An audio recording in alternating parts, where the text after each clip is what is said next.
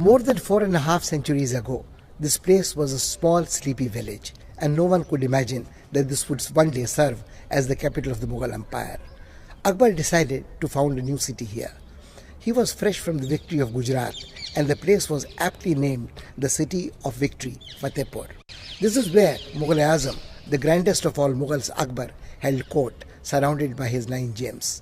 This is where the peerless musician Tansen practices art, and Birbal his statecraft. There are dozens of other names, Abul Fazl, Faizi, Raja Mansingh, Jodhabai, who are associated with this place. The feeling which one gets here is one of grandeur.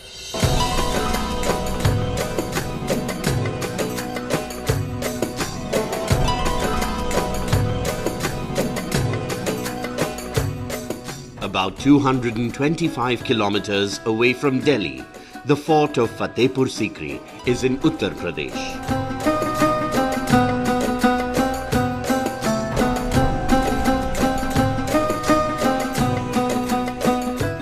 Akbar built it not just to impress the world with his power and riches. His real purpose was to bind together the far-flung regions of his vast empire with the thread of unity.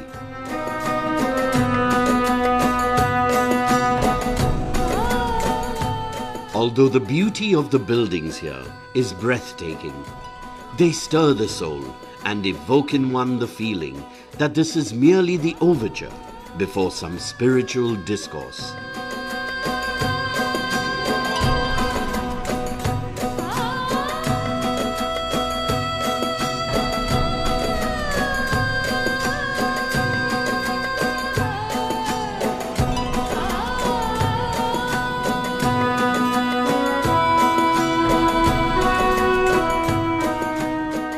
Akbar was greatly attached to Sikri.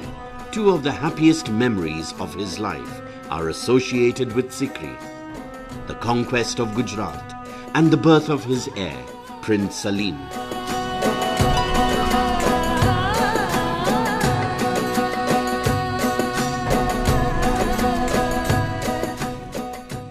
He supervised the building of this fort. He had his son, which was the most important thing for him, which was the raison d'etre for him to build Fatehpur Sikri, and that he could visualize the fusion of the cultures exemplified in the architecture.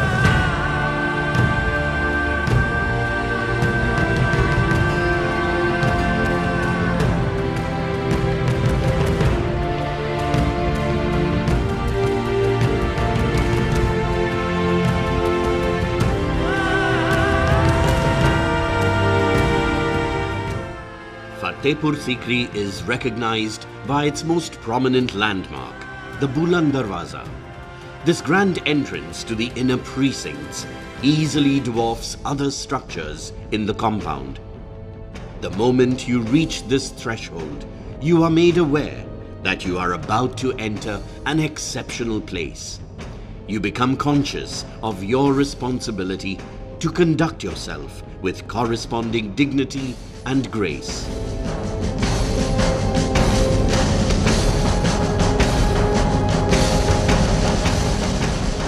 Gateways are actually statements, that symbolize power and authority of the space. When you're standing next to a gateway of that scale, it's the monumentality that strikes you, which is most impressive. And that's the entire idea of, someone entering or being at the entrance of a palace complex or fort.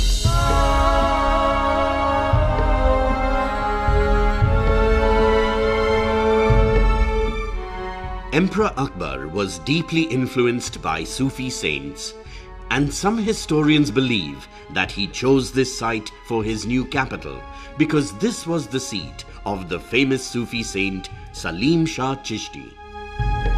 It was he who had forecast the birth of a worthy heir.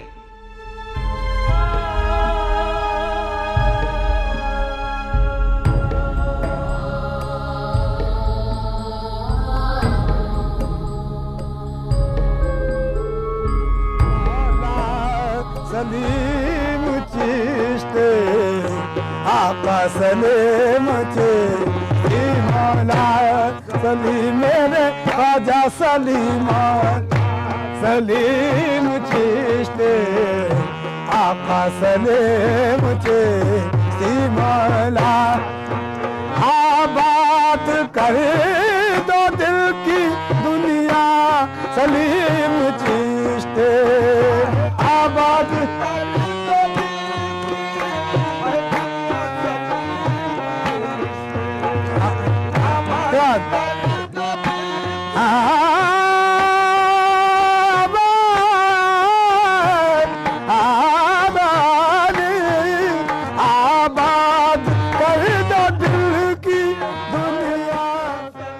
दुनिया के कोने कोने से लोग औलाद की ख्वाहिश से तमाम विशेष मांगने के लिए यहाँ पर हाज़िरी देते हैं, मिन्नत का धागा बांधते हैं और उसके बाद जब उनकी मिन्नतें पूरी हो जाती हैं तो फातह ख्वानी करते हैं, तबरुकात बांटते हैं, प्रसाद बांटते हैं अपनी हैसियत के मुताबिक और वो सिलसिला आज तक जारी है।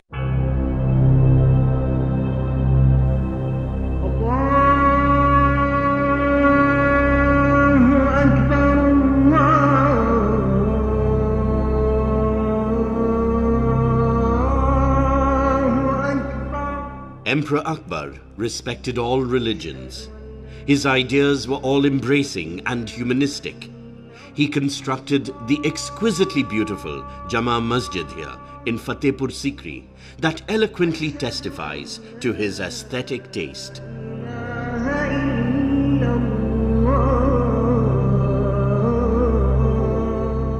इस मस्जिद के अंदर चले जाइए तो आपको ये मालूम होगा कि आप किसी जैन टेम्पल में आ गए। आज भी जैन आर्किटेक्ट मौजूद है, हिंदू आर्किटेक्ट मौजूद है, डेजेंटिनी आर्किटेक्ट मौजूद है, महलों में बुद्धिस्ट आर्किटेक्ट मौजूद है।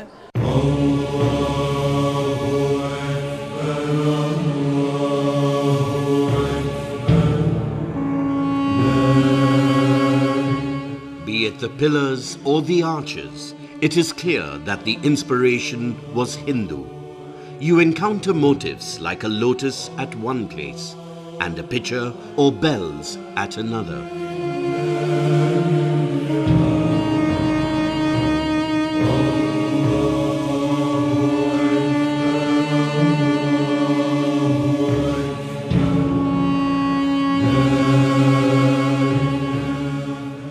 Among the names of great men who have ruled this country, the most memorable is that of Akbar.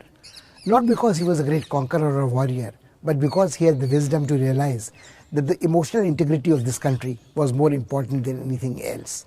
The political independence and geographical integrity could only be preserved as long as there was this emotional bonding. Here, dwelling in Fatehpur Sikri, he conceived of the policies of Deen Ilahi and Sulh Kul that promoted communal harmony and synthesis. Here, the buildings in Fatehpur Sikri reflect this thought.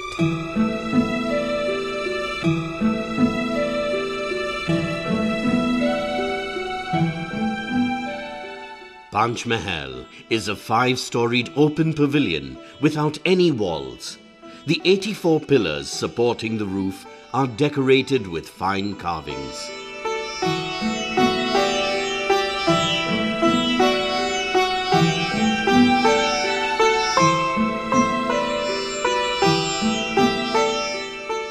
Although there is no record of the purpose it fulfilled, the beauty and serenity it exudes is unmatched. One experiences a sense of infinite open space. Man remains in communion with nature.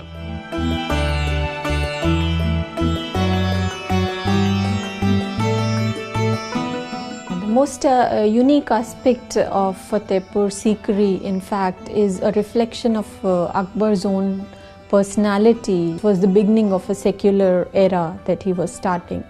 And you see that reflection in the spatial planning and architecture of Fatehpur Sikri.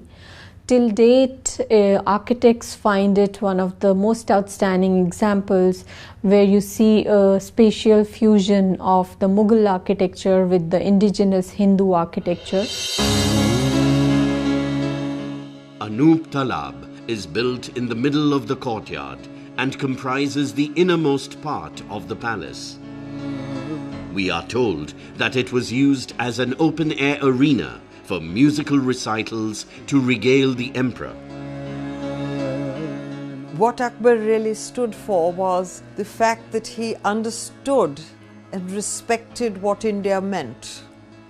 He wanted to be a part of all the religions India represented, and yet he was very firmly rooted in his own culture.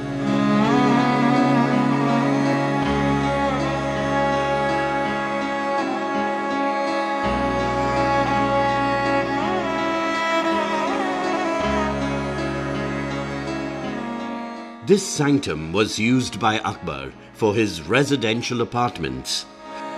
This also housed his library, where his priceless manuscripts and paintings were preserved.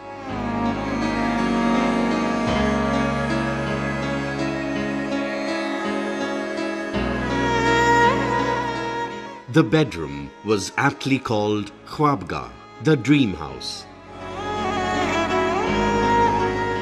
The whole idea of being in his Khwabgah, where he could dream the impossible dream.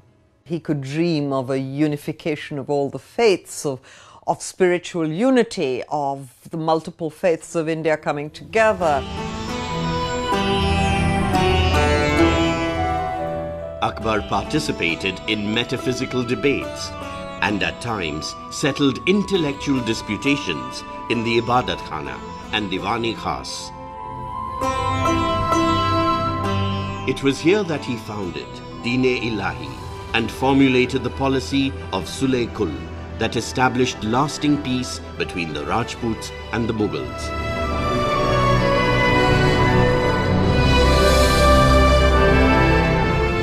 The design of this building is symbolic of an open mind. The massive central pillar represents unity in diversity. It has also been suggested that it replicates the Axis Mundi.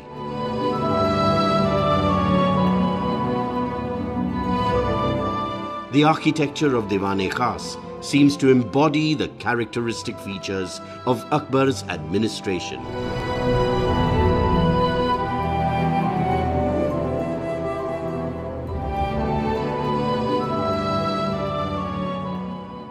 It was a place of great intellectual discourse, high governance. I mean, he had his Navratans, he had wonderful principles for building and consolidating his empire. This is where Akbar changed how the Mughals were going to rule India. It's where he defined inclusive systems of governance.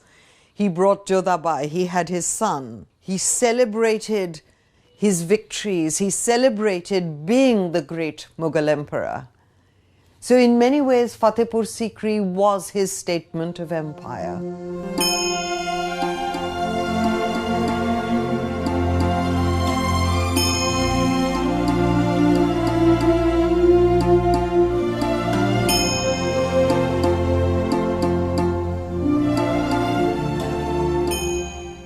Jodha Mahal proves that the policy of Sulh-e-Kul was not confined to politics. Akbar really desired to introduce Hindu Rajput traditions in imperial public life. Relevant practices celebrating diversity, he felt, could reinforce unity and lead to emotional integration.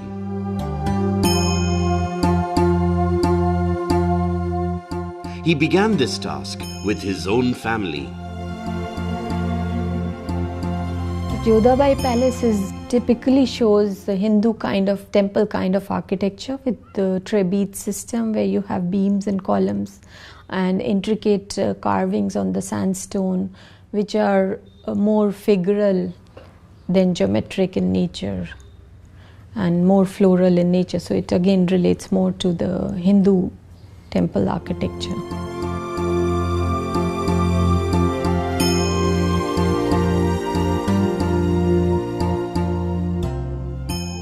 The style of Jodha Mahal is resilient and syncretic. One encounters here both the folk and classical elements.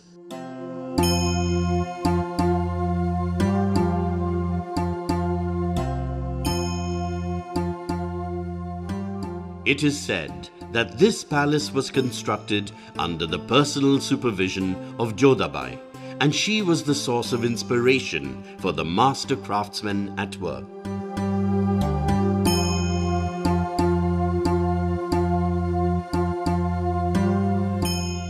He genuinely loved Jodabai, and he was genuinely determined to understand her culture and allow her to bring it to his court. So to that extent, he was not an oppressive husband or emperor.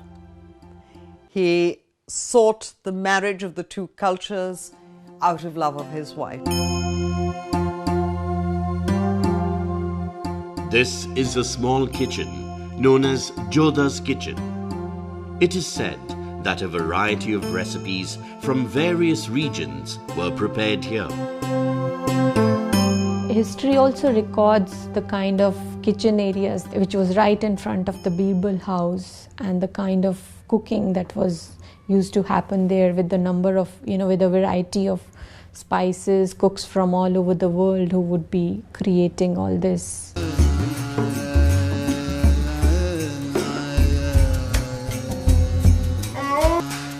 The Mughal Empire was at its zenith during the reign of Akbar. Traders from different countries came to Sikri. This caravanserai tells us that the glory of the Mughal Empire depended not only on its military might, but also on flourishing trade and commerce.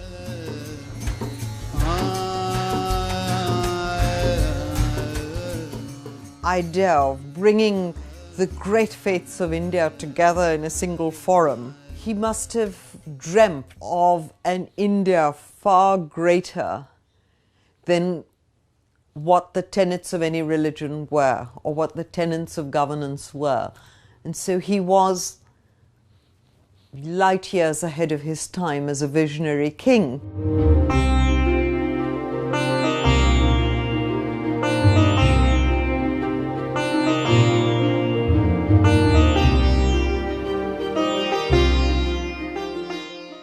Birbal Mahal is decorated with Hindu motifs and designs that recall old palaces and temples.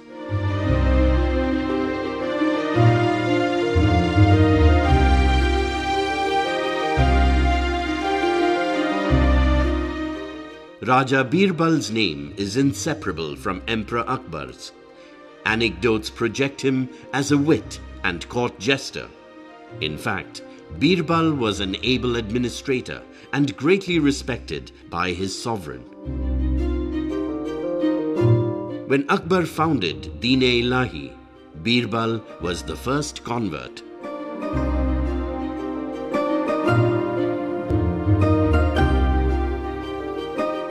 The notion of plurality was a notion that Akbar accepted with open arms. His Din-e-Ilahi was ultimately an attempt to bring Hinduism and Jains and Buddhists and the various sects of Islam together into some kind of a congenial dialogue, and realize the fact that ultimately all religions lead to the same ultimate goal.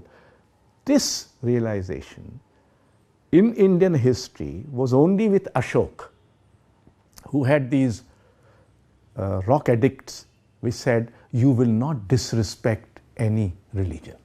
And that entire story of Indian, shall we say, pluralism, the Indian respect for diversity and diverse views, got fortified by these two great emperors.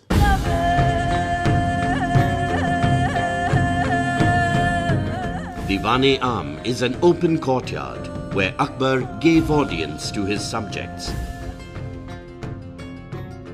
European travelers who visited Sikri during his reign have chronicled its pomp and opulence in a fascinating manner.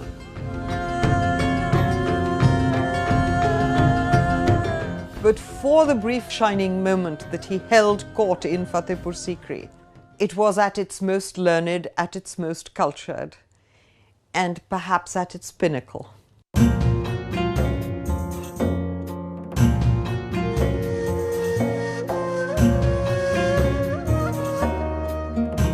This is Turki Mahal. Akbar was very excited and enthusiastic about his new capital. Indigenous artists and craftsmen were invited from various places to contribute to the building of Fatehpur Sikri. Whatever took the emperor's fancy was recreated here.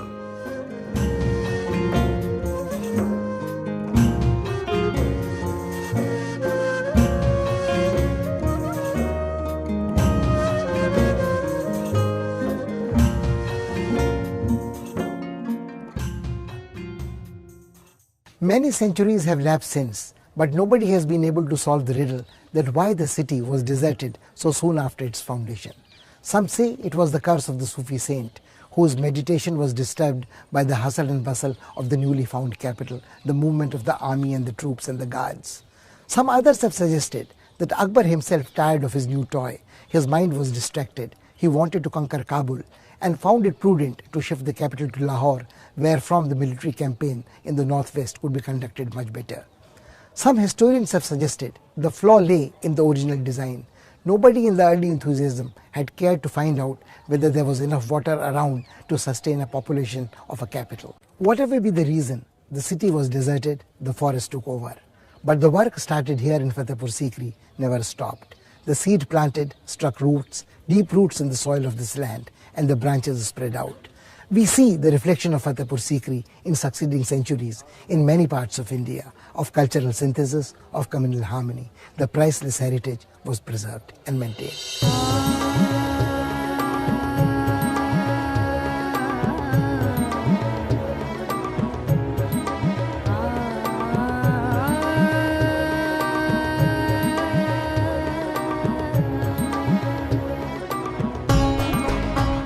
Fatehpur Sikri tempts visitors to come again and again.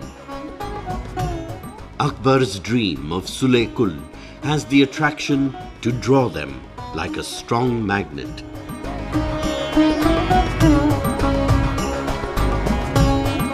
If I go to Fatehpur Sikri as a tourist, I would love to be able to understand and feel the dreams that Akbar dreamt, and to be able to understand the multiple layers at which life must be lived.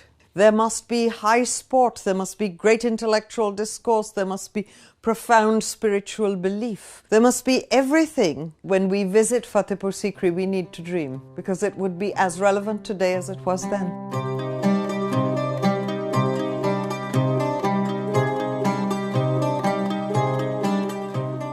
Akbar had dreamt of uniting this land full of diversity.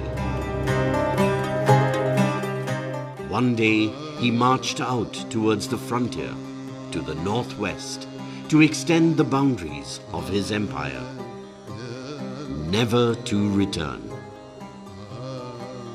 It didn't take long for the sun to set on this dazzling city. When the sky is tinged with grey, mixed with scarlet at dusk, it seems that Sikri still awaits the return of those who left it suddenly, without notice.